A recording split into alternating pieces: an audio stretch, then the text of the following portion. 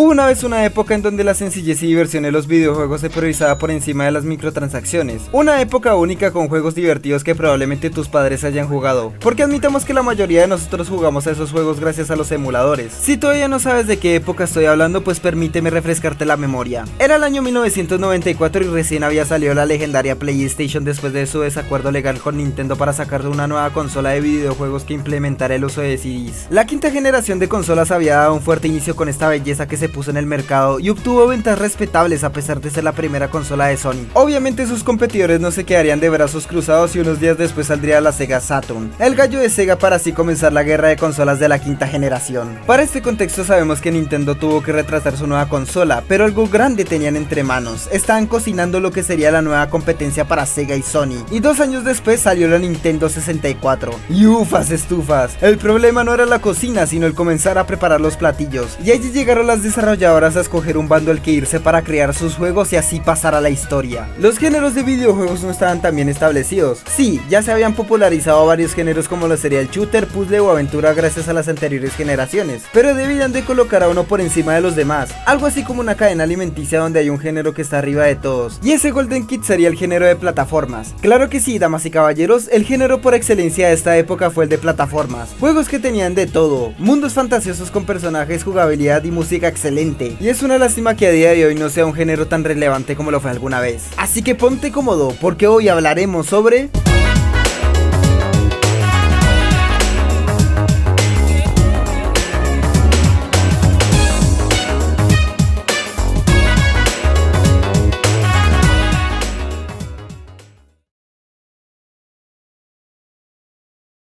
Cuando te pones a investigar de qué va el género de plataformeo te das cuenta de que es bastante completo y versátil para realizar juegos llamativos. Con tomarte el tiempo de ir a Google e investigar un poco de sus bases puedes notar lo variado que puede llegar a ser. El género de plataformas en videojuegos se caracteriza por la exploración y navegación a través de niveles donde el jugador debe saltar, trepar y superar obstáculos para avanzar. Los juegos de plataforma a menudo involucran saltos precisos, esquivar enemigos y resolver pequeños puzzles. Como características claves de los juegos de plataformas podríamos tomar los movimientos en saltos y plataformas.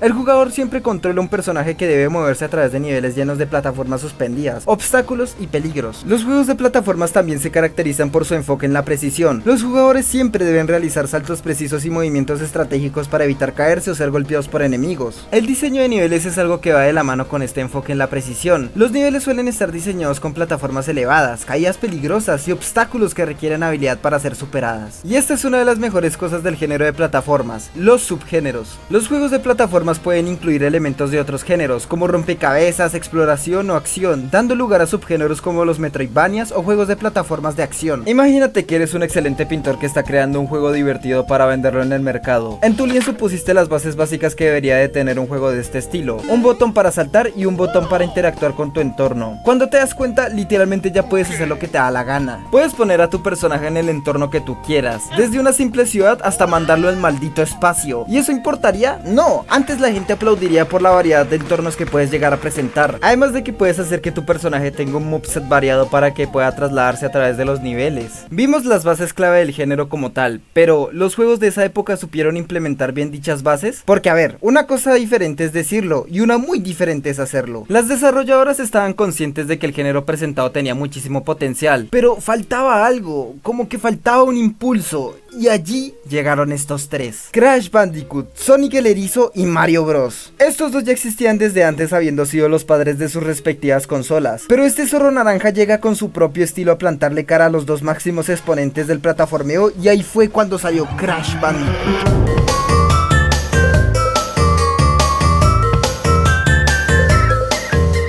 Un juego de plataformas centrado en los saltos precisos, niveles dinámicos con una dificultad endiablada y un personaje tan llamativo como expresivo. Naughty Dog supo crear un juego tan bueno que los que siguieron intentaron tomar nota de lo que hizo tan bueno a Crash. Ojo, se inspiraron, mas no se copiaron. Lo que había hecho tan bueno a Crash fue su jugabilidad tan adictiva, sus escenarios increíbles y los gráficos tan pulidos para la época. Así que las demás desarrolladoras dijeron: ¡no jodas! ¡Aquí hay de dónde tomar! Comenzando así una era en donde los juegos exclusivos de la Play 1 buscaban ser como Crash Bandicoot. Por parte de nuestro erizo favorito en esta generación de consolas, pues... Cuando mencioné a Sonic como exponente junto a Crash y Mario me refería más bien al impacto que tuvo antes, porque en esta generación...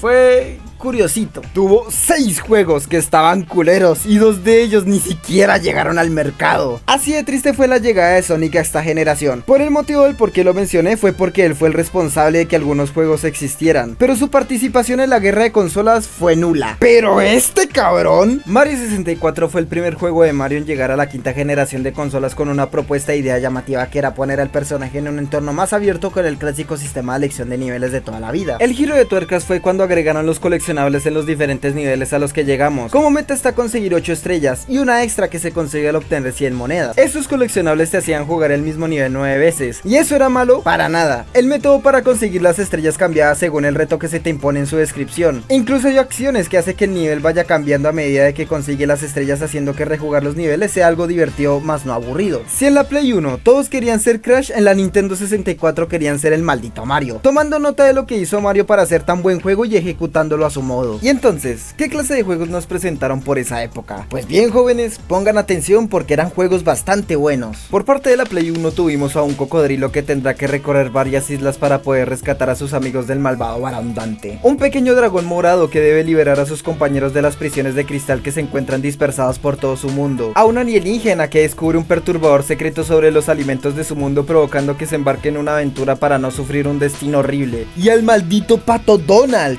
cada uno presentando algo interesante de por sí, como sus jugabilidades únicas o sus estilos visuales que los hacían destacar. Ah, sí, también podemos tomar de ejemplo a Rayman 2, que es uno de los mejores plataformeros 3D de la historia, que nos presentó algo mucho más diferente y fantasioso con todo lo que mencioné en las bases de los plataformeros, pero llevado a 1000. La amada Nintendo 64 nos trajo juegos de plataformas que, seamos sinceros, están 100 veces mejores que los presentados en la Play 1. Sin exagerar, siento que la Nintendo 64 hubo un prime para el género de plataformas porque, a ver, no eran cualquier tipo de juegos. Por ejemplo, Mario sentó buenas bases para lo que es un juego de exploración y recolección, así que llegan Banjo-Kazooie a mejorar la fórmula con mundos más abiertos, con una mejora gráfica, un aumento en el moveset del personaje para que sea más versátil y ágil, y lógicamente presentando una historia con un humor precioso. Y a pesar de estar siendo criticado en la actualidad, Donkey Kong también puede ser tomado como ejemplo de esto. Obviamente algunos tomaron su propio camino y decidieron hacer algo salido de lo común, como por ejemplo manteniendo el estilo clásico del 2D pero con elementos 3D, siendo el caso de Kirby 64, un juego que mantiene la esencia de los primeros juegos de Kirby pero en una vista que juega con el 3D en el típico pasillo en el que debes de avanzar de punto A punto B mientras recolectas cristales yendo de planeta en planeta. Y respecto a la Sega Saturn, no lo sé, no jugué ningún juego de ahí. Hacemos un salto pasando a la sexta generación de consolas, trayendo las nuevas competidoras que serían la Play 2, la GameCube, la Dreamcast y la Xbox. Lógicamente hubo una mejora en estas consolas para hacer mejores juegos, lo que se ve evidenciado en sagas que se mantienen en la actualidad. Pero oigan, ¿y los plataformeros? Pues de que estaban. ¿Que eran tan populares como en la pasada generación? Pues no. El género no había muerto del todo y trataban de mantenerse regulares, pero el mercado estaba recibiendo un enfoque diferente a algo más radical y juvenil, con juegos que desbordaban acción hasta por los ojos. Las compañías que mantenían de pie el género no se quedaron atrás y procuraron actualizar a sus personajes dándoles esas características anteriormente mencionadas, haciendo cambios en sus diseños y volviendo a estos personajes mucho más edgys. Veas el caso del Mario con tatuaje porque somos cool y radicales, o el diseño más adulto que tuvo Rayman. Pero por desgracia los juegos de este estilo para ese entonces comenzaron a dejar de ser vistos como juegos para todo público a juegos diseñados para niños, ya que repito, el enfoque para la sexta generación era diferente. Se buscaba atraer público adolescente que buscaba un poco más de destrucción en sus juegos y no simples bichitos dando saltos de plataformas en plataformas. Y a pesar de que los juegos presentados eran buenos, pues las desarrolladoras les estaban perdiendo el interés a estos juegos y más bien se subían al tren de los juegos dedicados a la acción y disparos. Por ejemplo, Naughty Dog, habiendo hecho el mejor plataformero de la Play 1, se echó para atrás con este género después de la creación de Jak and Daxter, que se podría considerar como un subgénero del de plataformas. Y ahora,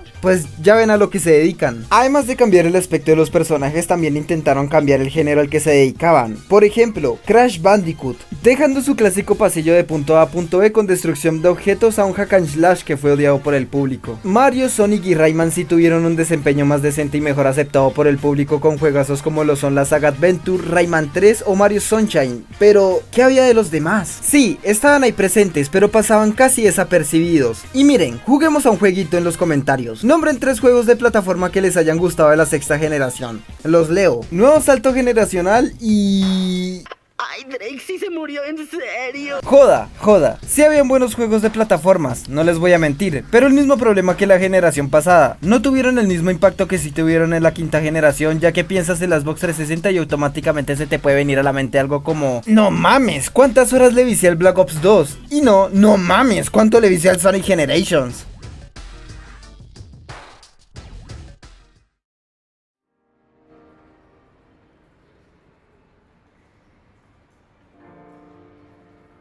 Y bueno, después de esta generación lo mismo de siempre. Sí, el género actualmente se mantiene de pie con grandes juegos que nos recuerdan aquella época dorada para el género, pero nada más que eso, las ventas de juegos recientes nos muestran que el público simplemente ya no muestra interés por esto. Véase Astrobot, que de milagro llegó al 1.000.000. Y no, gente, no voy a hablar de los indies porque pues a ver, estoy consciente de lo buenos que son, pero siento que el apoyo que reciben son la prueba suficiente de que no hay necesidad de hablar sobre ellos. Puede que el Prime haya estado en la quinta generación de consolas, pero estos ya tenían su relevancia a las anteriores generaciones. O sea, sabemos que el que salvó la industria fue Mario con el legendario Mario Bros, cuyo juego tuvo que limpiar el cagadero de T. En la actualidad es de esperarse que no sean vistos como la gran cosa, porque seamos sinceros, ¿qué prefieres?